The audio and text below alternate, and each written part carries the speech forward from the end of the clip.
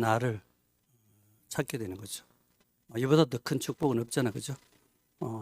아들이 아버지를 만나고 피조물이 창조자를 만나고 만난다는 말은 하나가 된다는 뜻입니다. 그러니까 이것이 혼인 잔치죠, 그죠? 하나가 되는 잔치니까 이보다 더 큰 은혜도 없고 이보다 더 큰 축복이 없습니다. 자, 그 눈으로 돌아가라. 이것이 이제 하나님의 영원한 말씀이죠. 요한은 우리를 지금 그 태초의 세계로, 태초의 자리로 우리를 이끌어가고 있습니다. 예수는 누구인가? 우리를 근원의 자리로 이끌어 가시는 분이고 근원의 자리를 보여주시는 분입니다. 십자가에 못 박혀서 내려오지 못하고 죽은 그 자리가 바로 모든 사람이 돌아가야 될 근원의 자리죠. 그죠? 하나님이 사람을 창조할 때 우리는 그 자리는 잘 모르죠.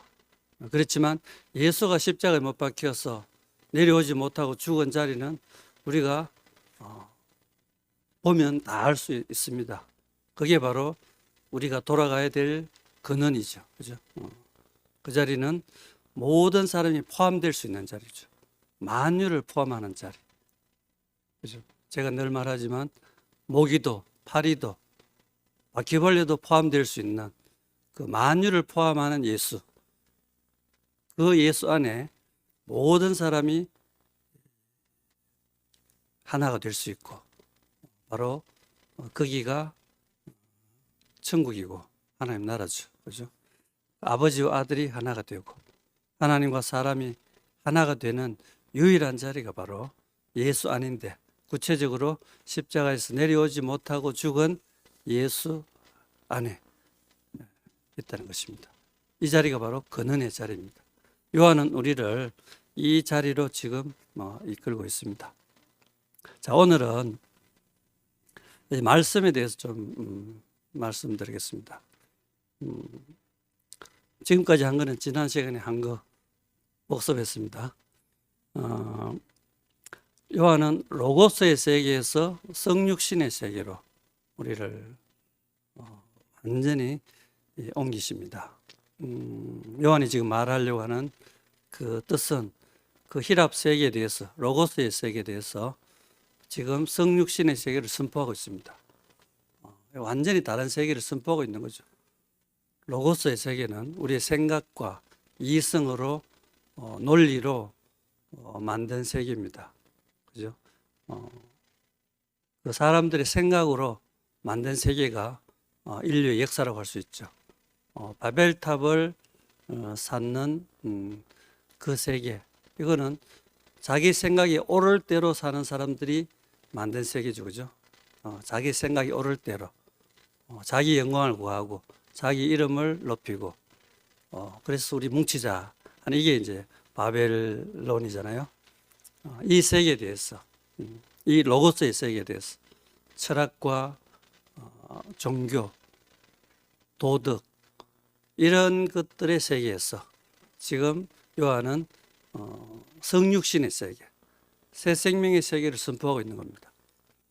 자, 성육신의 세계, 이 세계가 지금 놀라운 세계입니다. 이것은 사람들의 생각 속에, 관념 속에 없는 세계죠.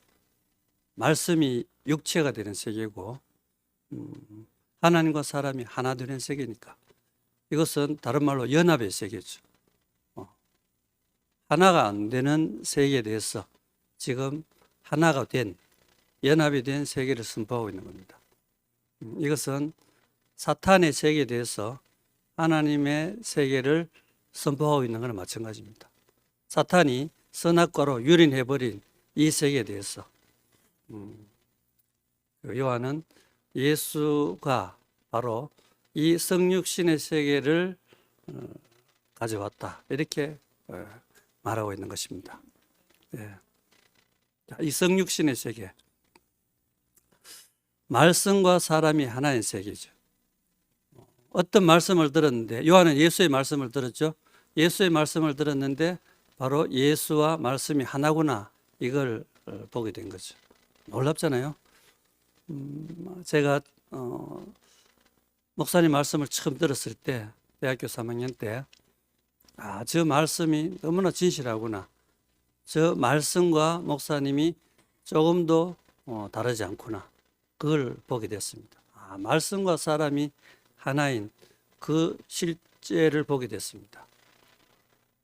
그 목사님이 이제 경대에서 이제 그 큐티를 아침에 큐티를 했는데, 인문관에서 8시 반부터 9시까지 하는데, 그때 제가 처음 들었던 말씀이 뭐냐 하면 요한복음에 진리가 너희를 자유케 하리라, 이 말씀을 했습니다.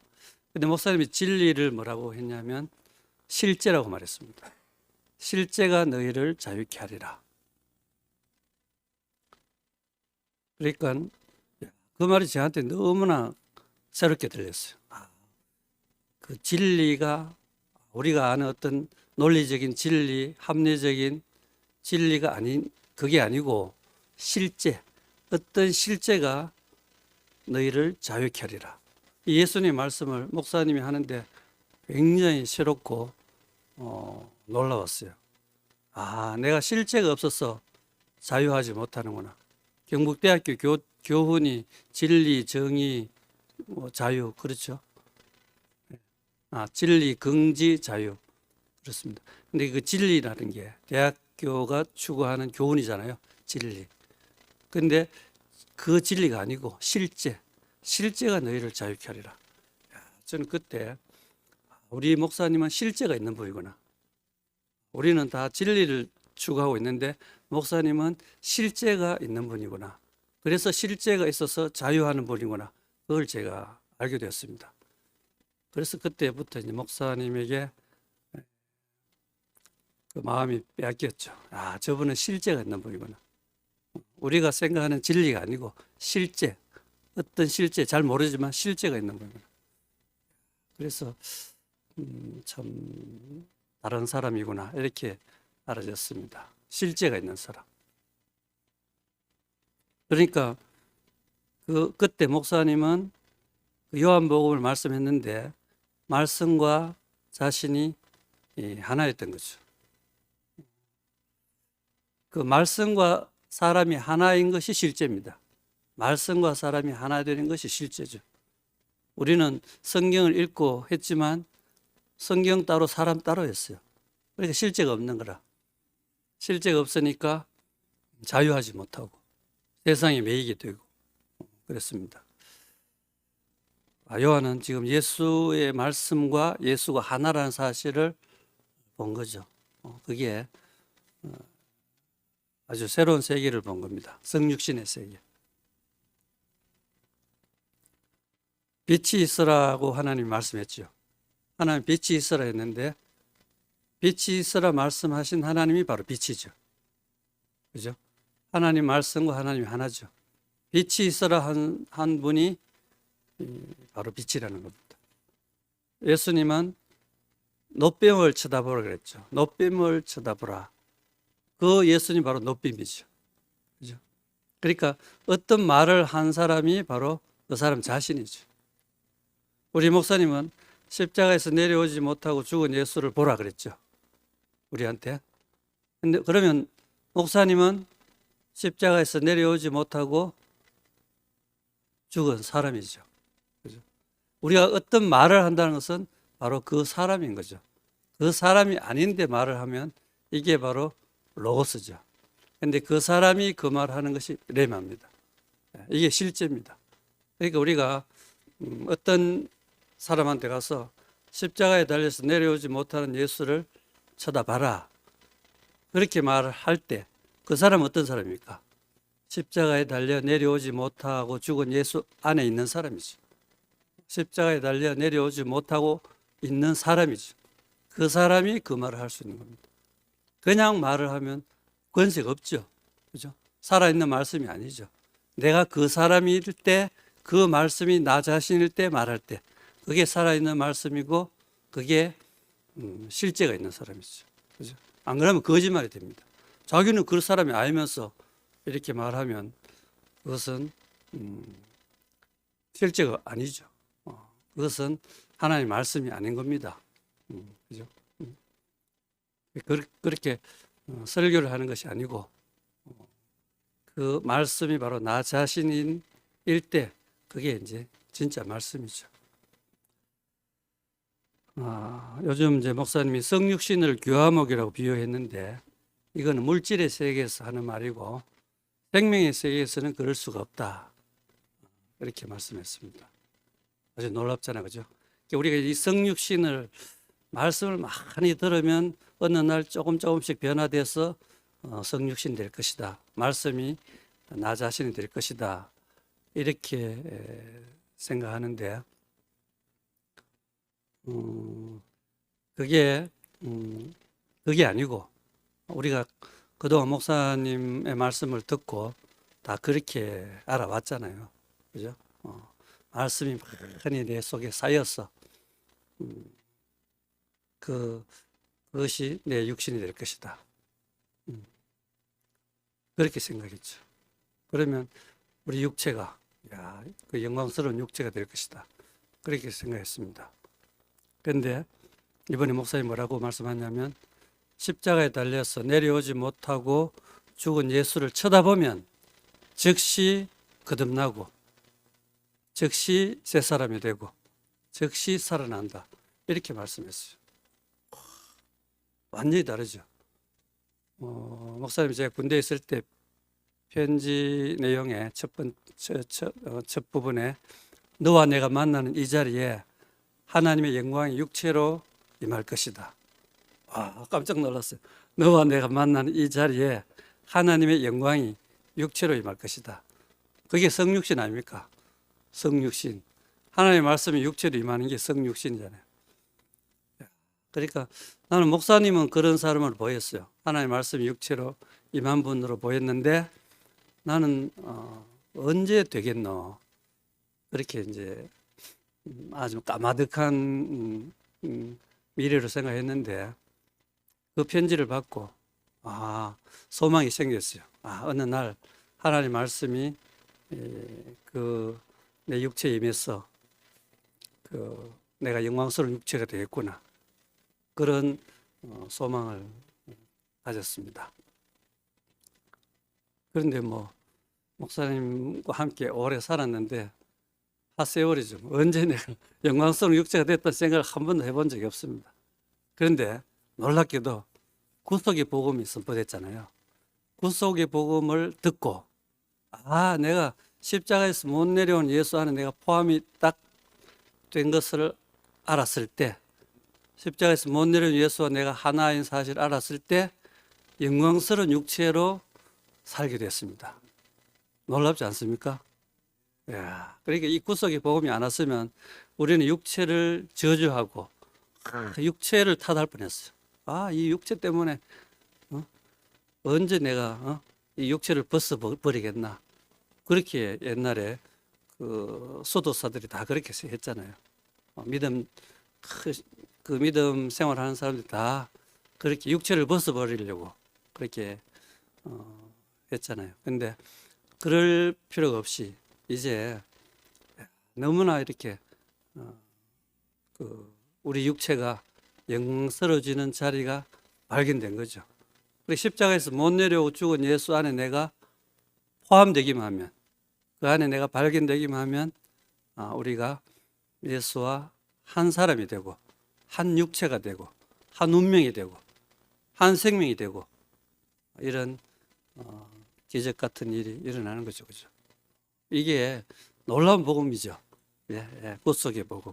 구속 안에서 이루어지는 거죠. 구속 안에서. 예수의 구속 안에서 이루어지는데 우리가 그걸 모르고 죽을 때까지 되겠지 하다가 죽을 뻔했습니다. 진짜.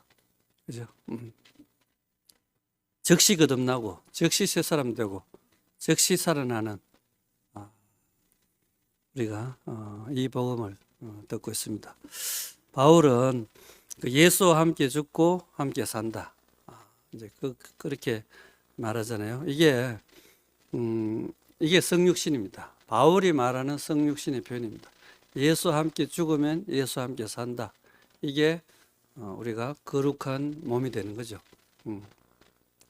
요한은 그 은혜가 모든 사람이 있을지어다 이랬잖아요. 마지막에 그 은혜가 모든 사람이 있을지어다. 주 예수의 은혜가 모든 사람에게 있을지어다. 그렇게 말했는데 그 은혜가 무슨 은혜인가 하면 구속의 은혜죠.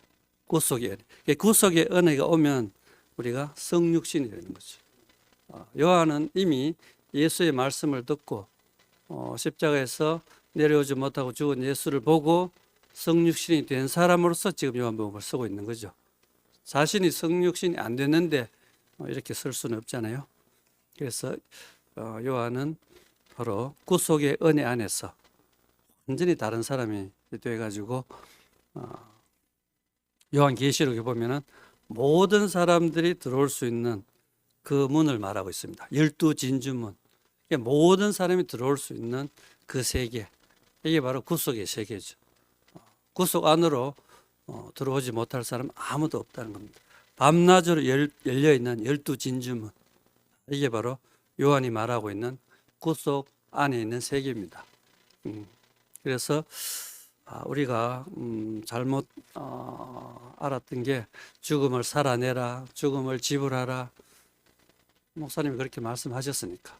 근데 지금은 목사님이 그 말씀하시지 않고 죽은 자를 쳐다봐라. 어느 게 쉽습니까?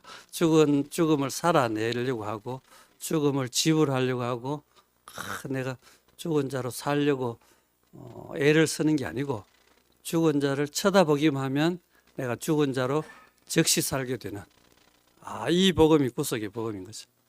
그죠? 너무 감사하죠. 보기만 하면 되니까. 하나님 나라는 보기만 하면 되는 세계입니다. 그죠? 그러니까 나를 돌아보고 생각하고 그럴 필요 없이 그냥 앞에 계신 주를 보라. 그렇게 말한 것처럼 십자가에 달려 내려오지 못하는 예수를 쳐다봐라. 보기만 하면 우리가 그 예수로 살게 되는 이런 놀라운 복음이 선포되었습니다. 그 사탄을 이기는 무기가 뭐냐? 우리가 이제 이렇게 성육신, 하나님과 하나됨, 이걸 방해하는 것이 사탄이죠. 사탄의 무기는 선악과잖아요. 선악과인데 우리가 이 사탄을 이기는 무기가 바로 우리의 연약한 육체입니다. 이게 비밀입니다. 연약한 육체로 사탄을 이길 수 있다는 거죠. 죽음이 있는 육체, 죽음이 있는 육체. 그러니까 우리가 이 육체가 어떤 육체입니까? 하나님이 지어주신 육체잖아요. 하나님이 그 지은 육체인데 이 육체가 죄를 짓는 도구가 아니고 사탄을 때려잡는 무기라는 것입니다. 연약한 육체. 요즘 코로나에도 걸리고, 그죠? 몸이 연약하니까 질병에 잘 걸리고 또 잘못하면 죽고 이런 연약한 육체, 죽음이 있는 육체. 이걸 가지고 이걸 어디에 씁니까? 사탄을 이기고 우리가 하나님의 아들이 되고 하나님의 상속자가 될 수 있다는 겁니다. 그러니까 육체 때문에 괴롭다, 기도할 필요 없어요. 육체 때문에 이 육체를 걷어가 주소서 그렇게 기도할 것이 아니고 이 육체로 연약한 육체로 죽을 육체로 사탄을 이기게 하신 사탄을 무적행으로 보내게 하신 주님을 찬양합니다. 이래야 되겠죠. 그죠? 이제는 완전히 이제 우리 육체가 용도가 완전히 달라졌습니다. 옛날 육체가 우리를 괴롭히는 육체라면 지금은 우리 육체가 우리를 영광스럽게 하는 사탄보다 나은 천사보다 나은 하나님의 아들의 영광을 누리게 하는 그런 육체로 똑같은 육체인데 용도가 완전히 달라진 거죠. 왜? 구속 안에 있으니까. 구속 안에 있는 육체는 영광스러운 육체입니다. 그죠? 그러니까 우리가 이제 쓸모없어서 버리고 싶은 그 육체가 하나님을 표현하고 하나님을 나타내고 하나님과 연합하는 너무나 존귀하고 영광스러운 육체인 거죠. 그죠? 예, 그러니까 뭐 감기 좀 걸려도 괜찮고 코로나 좀 걸려도 괜찮아요. 뭐 그죠? 우리가 연약하지만 너무나 존귀한 육체인 거죠. 죽음이 있는 육체로, 죽음이 있는 운명으로, 죽음이 있는 존재로 우리는 사탄을 넉넉하게 이길 수 있고 하나님 우리에게 주시고자 하는 모든 축복을 상속받을 수 있고, 그죠? 하나님의 그 영광을 우리가 얻을 수 있게 되는 겁니다. 영광이 다른 게 아니고 하나님과 사람이 하나 되는 것, 그게 영광이죠. 그죠? 그래서 우리 육체에 하나님의 생명이 들어오게 되면 이게 영광스러운 육체가 되는 거죠. 그러니까 하나님이 주신 것으로 이긴 거지 우리의 생각이나 뭐 기도 많이 한다고 이기는 것도 아닙니다. 사탄 이기려고 힘쓸 필요 없어요. 하나님이 주신 것으로 우리의 연약한 육체잖아요. 넉넉하게 이길 수 있습니다. 그 예수님은 죽음으로 죽음의 세력을 잡은 자 마귀를 이겼다 그랬죠. 그러니까 그 사탄을 이기는 그 무기가 예수님에게는 죽음이죠. 죽음. 그러니까 죽음으로 죽음의 권세를 잡은 자를 이겼다 그랬어. 그러니까 우리가 죽을 운명으로 지어졌으니까 누구든지 사탄을 이길 수 있는 겁니다. 예수의 죽음 안에 포함된 사람은 누구든지 사탄을 이길 수 있다는 거예요. 예수의 죽음 안에 포함된 사람. 나는 죽은 사람이잖아요. 죽은 사람인데 사탄을 이기고 하나님의 상속자가 되는 겁니다. 그러니까 우리가 이런 무기를 갖고 있다는 것은 놀라운 거죠. 이게 최첨단 무기잖아요. 최첨단 무기. 죽음이라는 이 무기가 우리가 사탄을 잡는 최첨단 무기입니다. 죽음이 있는 육체. 옛날에는 이것을 우리가 두려워하고 부끄러워했는데 이제는 그럴 필요가 없잖아요. 그죠? 전혀 그럴 필요 없어요. 연약한 육체를 막 탓하고 막 버리고 싶고 이랬는데 그 연약한 육체, 그죠? 뭐 100년밖에 못 사는 그 육체 제한되어 있고 그렇죠. 그렇지만 그 육체가 하나님한테는 절대적으로 필요한 거죠. 하나님은 그 사람을 들어서 상속자로 삼으시고 아들로 삼으셨으니까. 그 마지막 복음, 마지막 복음이라잖아요. 구속의 복음, 마지막 복음이라고 하는데 이 마지막 복음이란 말은 이 마지막 비밀이라는 뜻입니다. 마지막 비밀. 그러니까 우리의 마지막 비밀을 지금 발견한 거죠. 이 마지막 복음 안에서 예수의 죽으심 안에 모든 비밀이 다 들어있다는 것입니다. 다른 말로 하면 예수의 구속 안에 모든 비밀, 모든 축복이 다 들어있는 거죠.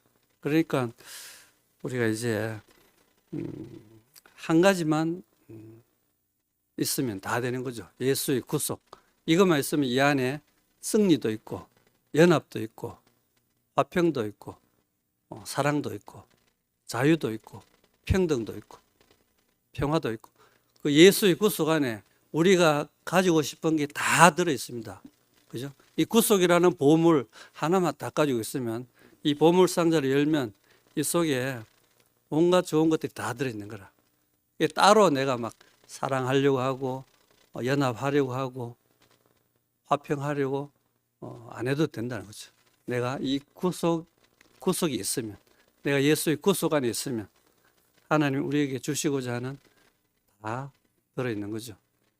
다른 말로 하면 사람의 위치에 있으면, 사람의 위치에 있기만 하면 하나님이 우리에게 주시고자 하는 모든 축복을 다 받을 수 있는 거죠. 그래서 이제 구속이 전부다 이렇게 말할 수 있습니다. 왜 구속만 말하는가? 왜 구속만 말해야 하는가? 이걸 알 필요가 있습니다. 구속은 열매라는 것입니다. 열매. 우리가 씨를 심어서 싹이 나고 가지가 나고 꽃이 피고 잎이 나고 열매가 나오잖아요. 그런데 이 구속은 열매입니다. 예수님의 사역의 열매고 우리 목사님의 사역의 열매죠. 그러니까 열매를 먹으면 다 먹는 겁니다. 뭐 나무 가지를 먹으라 하진 않잖아요. 뭐 이파리를 먹을 필요 없고, 그죠? 줄기를 먹을 필요 없고 열매를 먹으면 다 먹는 거죠. 그러니까 이게 구속을 우리가 먹는다는 것은 다 먹는 거죠. 예수의 구속을 먹는다는 것은 예수님 전체를 먹는 겁니다. 그러니까 그 안에 구속 안에 예수님의 모든 항목이 다 들어 있으니까 예수님 마지막에 우리한테 마지막 선물이 구속입니다. 이 구속을 우리한테 주셨으면 다 준 겁니다. 뭐 놀라운 기적 그런 건 우리가 못 먹어요, 그죠? 근데 예수님이 십자가에서 내려오지 못하고 죽은 죽음, 그거는 우리가 먹을 수 있고 포함될 수 있는 양식인 거죠, 그죠? 그러니까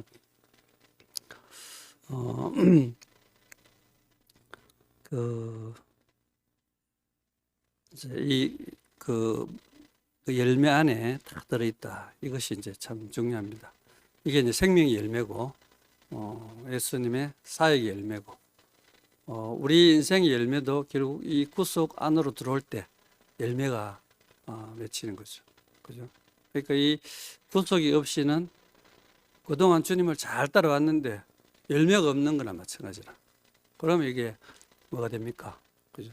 주님을 열심히 믿고 따라왔는데 주님과 내가 하나가 안 되면, 그죠? 도루묵이잖아요. 그죠? 연애는 실컷 했는데 결혼을 못하면 어떻게 됩니까? 그죠? 너무 안타깝잖아요. 그죠? 결국은 연애의 목표는 결혼이잖아요. 주님을 우리가 사랑하고 믿고 섬기고 따라왔으면 하나가 되어야죠. 그죠? 마지막에. 이것이 이제 구속입니다. 바울이 이렇게 말했죠. 예수 그리스도와 그가 십자가에 못 박힌 것 외에는 알지 아니하기로 작정하였다. 바울은 십자가 외에는 알지 아니하기로 작정했다. 이 말입니다. 근데 이 말이 참 애매한 말입니다. 십자가 외에는 알지 아니하기로 작정했다. 십자가가 뭐고? 이렇게 될 수 있죠. 근데 이것은 구속이죠. 구속 외에는 알지 아니하기로 작정했다. 바울이 지금 편지를 쓰면 그렇게 쓸 겁니다. 내가 예수 그리스도와 구속 외에는 알지 아니하기로 작정했다. 제가 편지를 쓴다면 이렇게 쓰겠어요. 구속 외에는 알지 아니하기로 작정했다.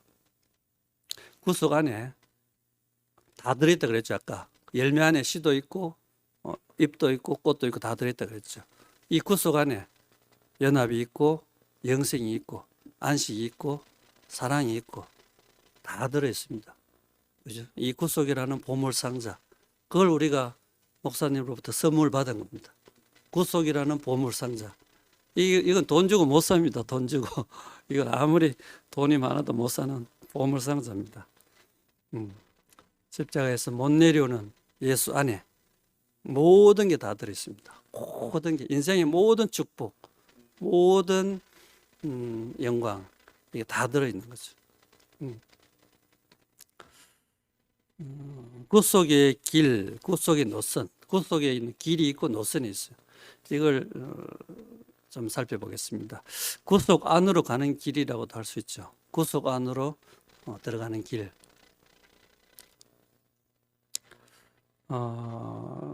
이거는 이제 죽느냐 사느냐의 길입니다. 자, 우리가 이 구속을 얻느냐 못 얻느냐, 이것은 죽고 사는 문제입니다. 죽느냐 사느냐의 길입니다. 이건 아주 그냥 여유 있는 사람은 못 가는 길입니다. 구속 안으로 가는 길은, 자, 아브라함을 보겠습니다. 아브라함은 갈대 우르에서 도저히 살 수 없어서 하나님의 부름을 받았습니다. 다른 사람도 다 불렀는데 아브라함 혼자 따라 나선 거죠. 왜? 자기는 연약한 사람이라서 갈대 우르 그 대도시에 살 수가 없는 거라. 그래서 자기는 죽지 못해서 그 하나님의 부름을 따라간 겁니다. 살기 위해서. 살 수 없으니까. 갈대 우르에서 살 수가 없으니까. 살기 위해서 가는 길입니다. 하나님의 부름을 따라가는 길은 살기 위해서 가는 길입니다. 여유가 있으면 못 가죠. 우리가 다 여유가 없어서 지금 주님을 따라왔지 않습니까? 자, 100살의 아브라함. 이 사람은 모든 것이 끝난 사람이죠. 믿음도 끝나고 능력도 끝나고 이제 애를 낳을 수 없는 사람이 됐어. 이스마엘을 하나 낳긴 낳았는데 정말 하나님 앞에 부끄러운 사람이 됐고, 그래서 이제는 아무것도 할 수 없는 그 사람이 됐죠. 이 사람이 죽은 사람이죠. 그죠? 이 죽은 사람으로 이삭을 낳았다는 것입니다. 자, 이 구속의 길은 우리가 죽는 길이죠. 내가 죽은 사람이 되는 길이죠. 이 죽어야 사는 그런 길입니다. 이 죽음이라는 게 여기서 좋은 의미입니다. 죽은 자라야 하나님께 쓰여지니까 죽음이 저주가 아니고 축복이죠. 그죠? 이삭을 보면은 이삭은 모리아의 산에서 죽고 다시 났죠. 거기서 죽을 뻔하다가 양 한 마리 때문에 살아나서 돌아왔죠. 한 번 죽은 사람이죠. 이삭은 그 죽고 다시 난 사람이죠.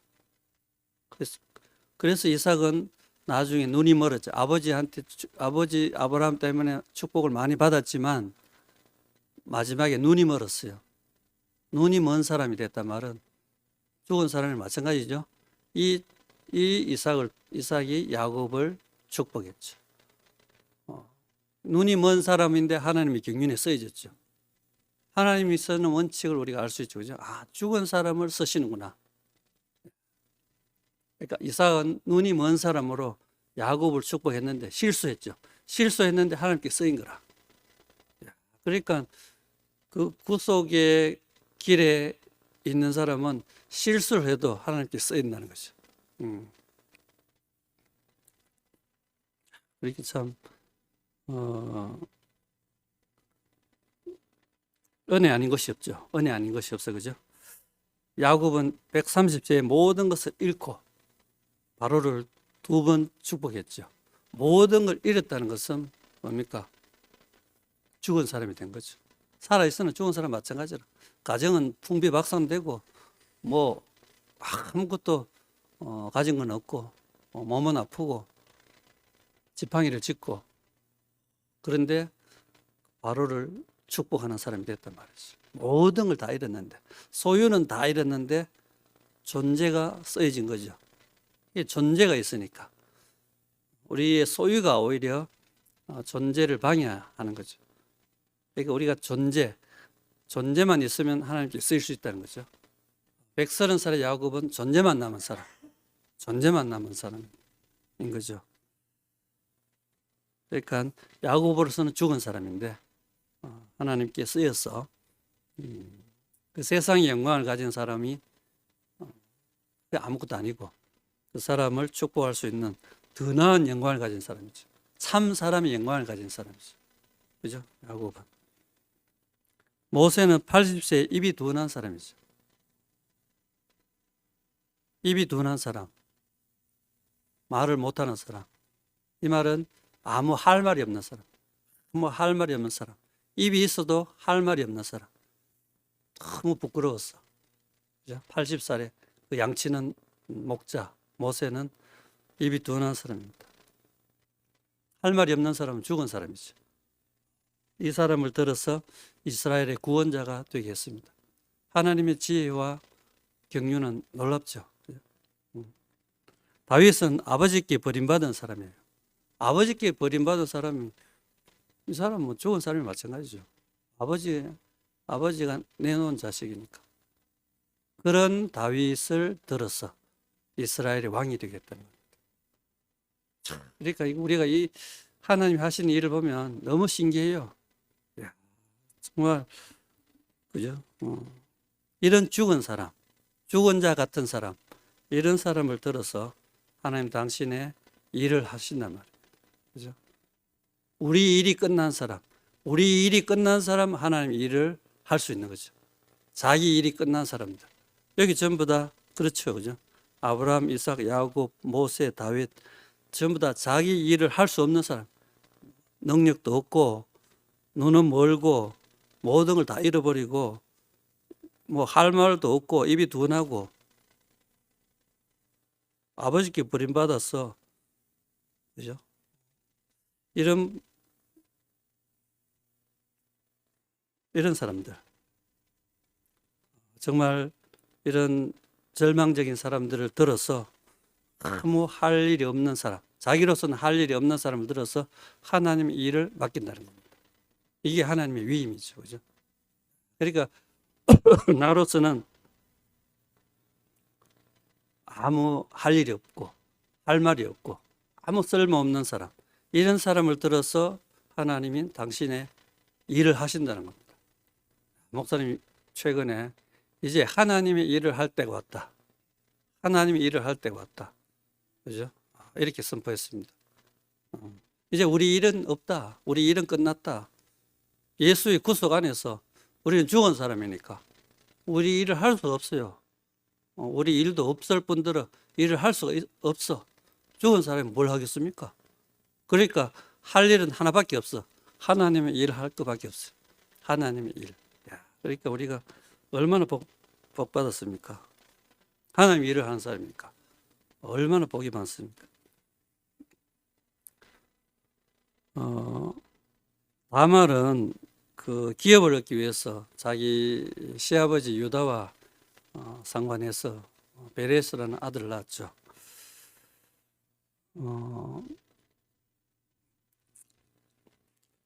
그 기업을 얻기 위해서 도덕, 윤리, 율법 이런 걸 완전히 뛰어넘어 버렸어요. 그죠? 시아버지하고 관계해서 아들을 낳았으니까.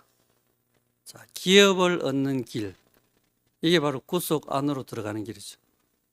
예수의 구속 안에서 우리는 이런 기업을 얻는 거죠. 여기서 무슨 중요한 게 있습니까? 이건 죽느냐 사느냐의 길입니다. 기업을 얻지 못하면 죽는 거죠. 양식이 없으니까. 그런데 다말은 이 기업을 얻기 위해서 다른 것은 중요하지 않은 거라. 이건 절대적인 거니까. 기업은 절대적인 거니까. 이걸 얻어야 되니까. 생명을 얻어야 되니까. 다른 건 다 문제가 안 된다 이 말이에요. 라합은 살기 위해서 이스라엘의 정탐꾼에게 구원을 요청했습니다. 안 그러면 죽게 생겼으니까. 그래서 살기 위해서 남의 나라 정탐꾼에게 구원을 요청하는 거죠. 자기 나라를 팔아버린 거죠. 자기는 이승인데 이제 나라를 생각하고 자시고 할 게 없어. 살아야 되니까.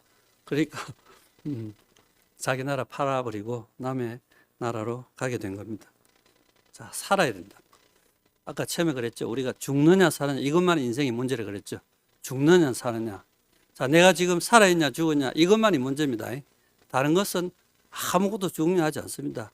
네가 잘했냐 못했냐 옳으냐 그러냐 뭐 이런 게 중요한 게 아니라 그랬죠.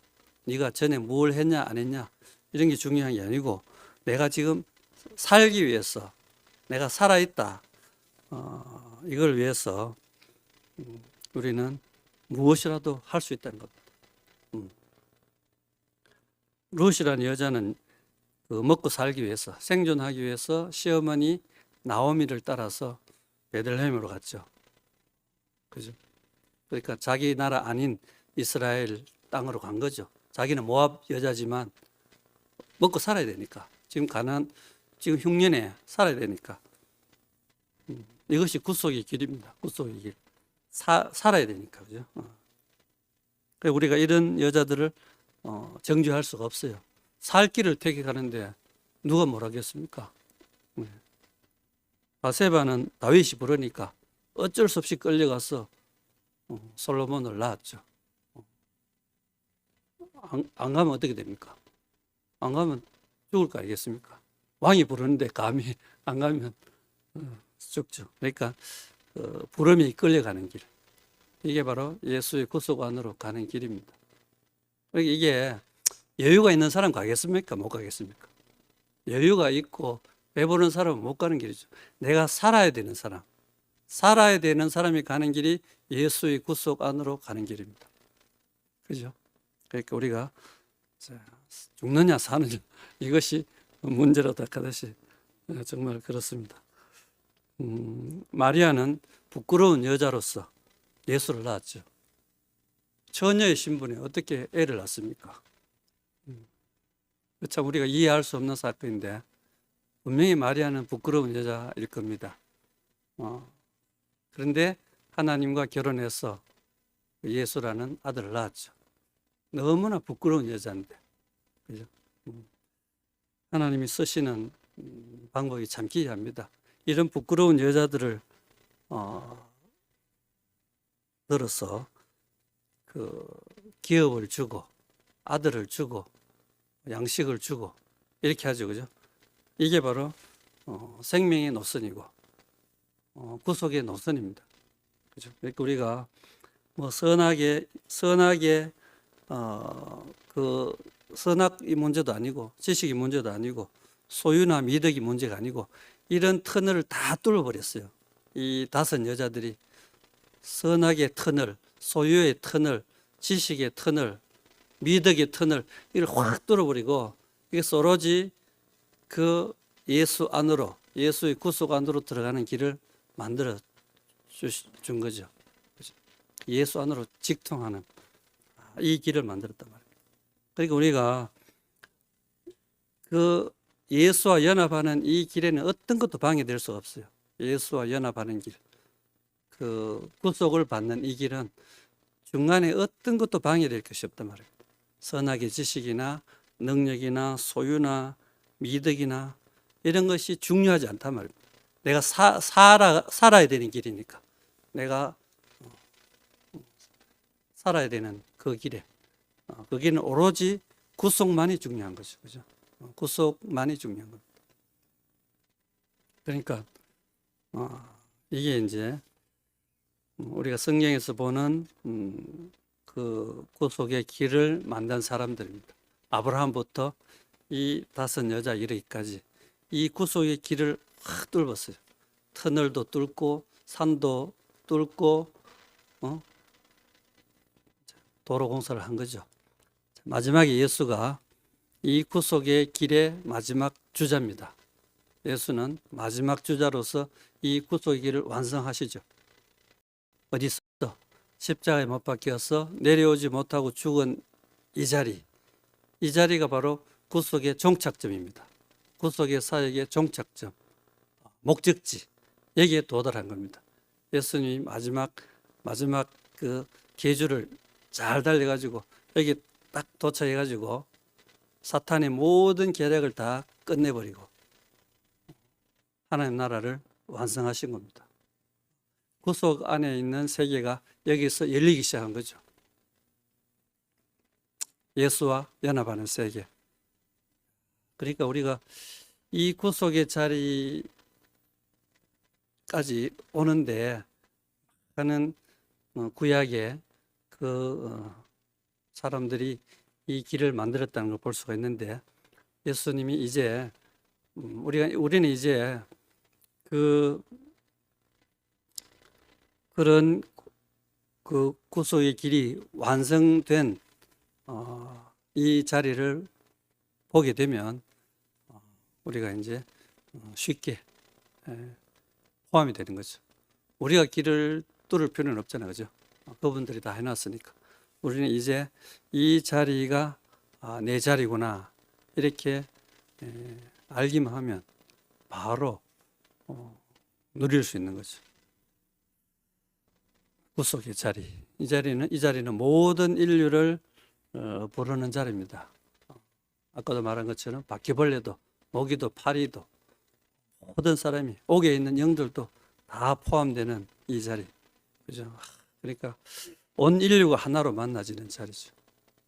그러니까 이 예수의 구속 안에 포함되지 않을 사람은 아무도 없는 것이죠. 만유가 포함되는 이 자리. 우리가 이 구속의 복음을 우리가 들었다는 것은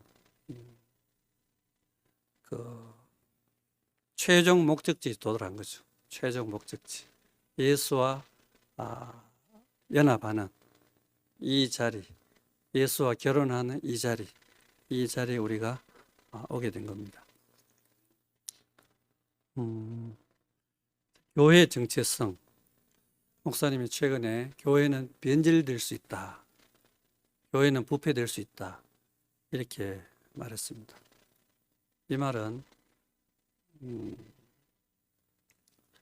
그 교회의 정체성이 분명해야 된다 이 말입니다. 교회의 정체성.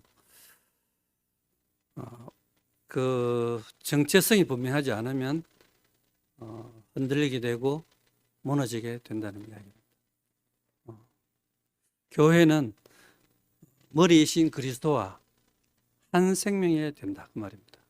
한 생명, 한 마음, 한 생각, 한 성분 이렇게 돼야 되는 거죠. 그죠?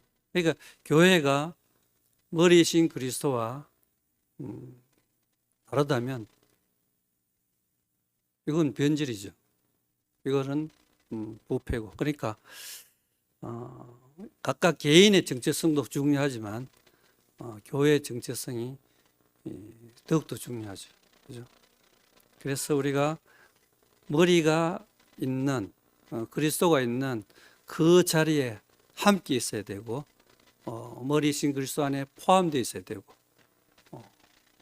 분리되면 그것이 바로 변질된 거죠. 그러니까 한 노선이어야 된다는 거죠. 그리스도와 교회는 한 노선이어야 된다. 그리스도는 동쪽으로 가는데 교회는 서쪽으로 간다. 이러면 안 되는 거죠. 유대교와 기독교는 이게 분열입니까? 뭡니까? 유대교와 기독교는 분열이 아니죠. 노선이 다른 거죠. 이거는 완전하게 다른 길로 가는 거죠. 이거 보고 분열이라고 할 수는 없잖아요. 그죠? 이거는 길이 다른 거죠. 유대교와 기독교가 유대교는 예수를 죽이는 길로 갔고 기독교는 예수가 생명의 주님인 완전히 다른 길이잖아요. 그죠? 그래서 우리는 교회가 뭐 지금 분열이니 그런 말들이 있는데 분열이 지금 문제가 아니고 노선이 중요한 거죠. 노선. 분별. 분열보다는 분별. 이 노선이 정확해야 되고 주님과 교회가 노선이 한 노선이어야 되고 한 길을 가야 되는 거죠. 이게 뭐 분열 이게 문제가 아닙니다. 지금 기독교와 유대교와 기독교는 왜 분열됐어요? 분열이 아니죠. 완전히 노선이 다른 거죠. 노선이 다르면 함께 갈 수가 없어요. 유대교는 유대교대로 가야 되고 기독교는 기독교대로 이래 왔잖아요. 역사가. 우리도 이 노선이 중요한 거죠. 노선. 노선. 구속의 노선. 구속의 노선으로 지금 목사님이 가시고 있잖아요. 교회도 구속의 노선을 가야죠. 한 길을 가야죠. 한 길을. 그죠? 이게 지금 너무 중요한 겁니다. 이게 교회의 정체성입니다. 노선이 분명해야 된다. 노선이 분명해야 된다. 그죠? 초기 기독교인들이 예수를 죽인 유대인들하고 같이 모일 수 있겠습니까? 한 자리 있기 힘들겠죠. 그죠? 물론 한 자리에서 예배를 드리면 좋지만 그죠? 어떻게 하나가 될 수 있겠습니까? 참 그게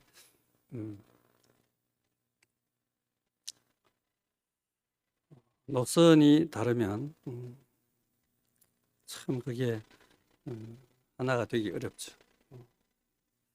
근데 그렇지만 이제 그 종교를 떠나서 모든 걸 떠나서 한 자리에 만날 수 있는 하나가 될 수 있는 노선이 바로 구속의 노선입니다.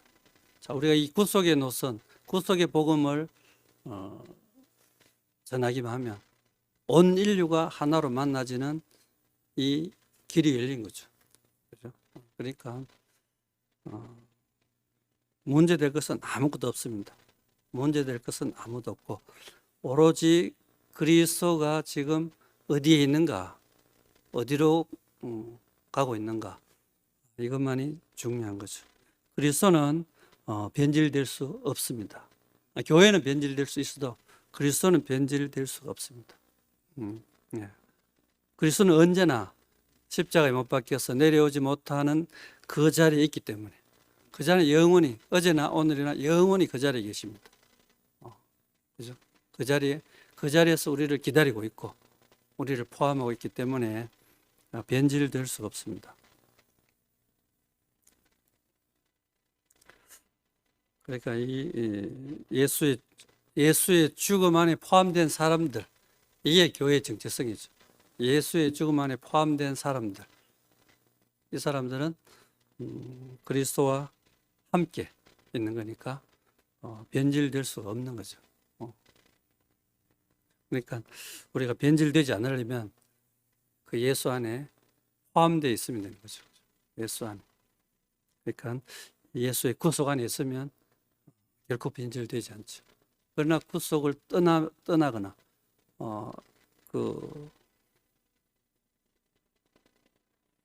주님과 함께 있지 않으면 변질될 수 있는 것입니다. 그러니까 노선이 중요하고 위치가 중요하고 함께가 중요한 거죠. 지금 우리 교회에 꼭 필요한 그런 말이라고 생각됩니다. 우리의 정체성, 이것이 이제 분명하게 밝혀졌습니다. 십자가에서 내려오지 못하고 죽은 그 예수가 바로 우리 자신의 정체성인 거죠.